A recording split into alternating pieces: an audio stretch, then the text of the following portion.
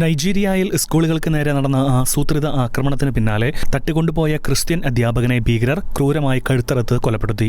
ഓയോ സംസ്ഥാനത്തെ ഓഗ്മമോഷോയ്ക്ക് സമീപമുള്ള ഒരീര local government പരിധിയിൽ ഗണിതശാസ്ത്ര അധ്യാപകനായിരുന്ന മൈക്കൽ ഒയേദോക്കോൻ ആണ് കൊല്ലപ്പെട്ടത്. 3 സ്കൂളുകളിൽ ആയുധധാരികൾ അതിക്രമിച്ചു കയറി 7 അധ്യാപകരെയും നിരവധി വിദ്യാർത്ഥികളെയും തട്ടിക്കൊണ്ടുപോയി. ഇദ്ദേഹത്തിന്റെ കഴുത്തറക്കുന്ന ദൃശ്യങ്ങൾ ഭീകരർ ഓൺലൈനിലൂടെ പ്രചരിപ്പിച്ചതോടെ പ്രദേശത്ത് വ്യാപക പ്രതിഷേധമാണ് ഉയരുന്നത്. മെയ് 15-നാണ് മോട്ടോർ സൈക്കിളിലെത്തിയ സായുധ സംഘം അഹോരോ, എസിനല്ലെ, യവേട്ട എന്നീ മേഖലകളിലെ 3 സ്കൂളുകൾ വളഞ്ഞ് ആക്രമണം നടത്തിയത്. ഇവിടെ നിന്നും മൈക്കൽ ഒയോദൂക്കോൻ ഉൾപ്പെടെ 7 അധ്യാപകരെയും നിരവധി വിദ്യാർത്ഥികളെയും ഭീകരർ കാടുകളിലേക്ക് തട്ടിക്കൊണ്ടുപോവുകയായിരുന്നു.